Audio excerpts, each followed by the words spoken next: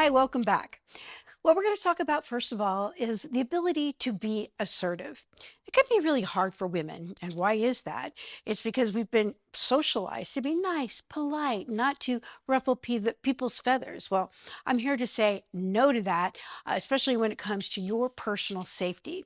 So, one of the things that you have with you at all times is your voice. And I want you to learn how to use it and to be assertive. And so, what you do in an assaultive situation, if you feel that someone is crossing a boundary with you, and we're going to talk about that in a moment, is we give a very forceful no. Notice that my hand was up, and I used my projection. I was not smiling. It is a no rather than a no or a no. Nothing about that. You're dead serious. So I'd like you to practice that right now. Go ahead. Just take a few, no!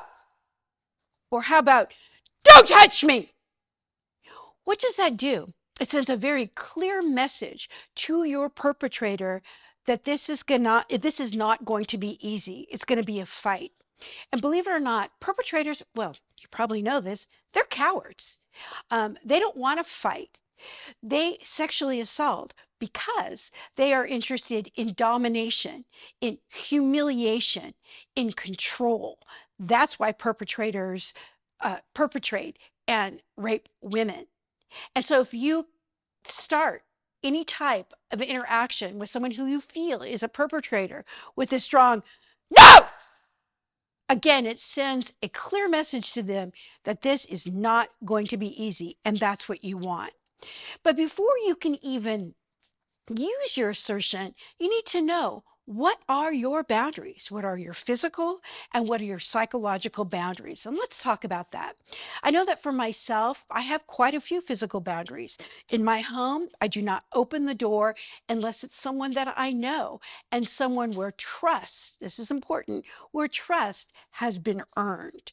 So and also this applies to getting in a car. I don't get in a car with someone unless alone with someone, that is, unless trust has been earned. I am not alone in a building with someone when no one else is around unless trust has been earned. So those are some of my physical boundaries. What are yours? You don't have to have mine, but I want you to decide, what are your physical boundaries? And then have a firm line. And if someone crosses them, that's when you say, no! Because it sends a very clear message to that perpetrator, again, that this is not going to be easy. Now, let's talk about psychological boundaries. What are you willing to have someone say to you?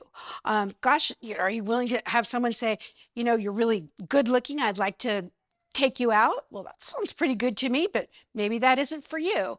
What if someone is very explicit and very lurid in how they're describing they want to interact with you? Again, that for me would be a quick no. So I would respond with, stop it! Inappropriate! I encourage you, again, to decide, what are your physical and your psychological boundaries. Super important. And the first line of defense in the whole realm of women's self-defense. Next, we're going to go and we're going to talk about the when, where, and how of sexual assault. And again, this is not meant to scare you. It's not meant to have you just stay home and not go out and enjoy your beautiful life.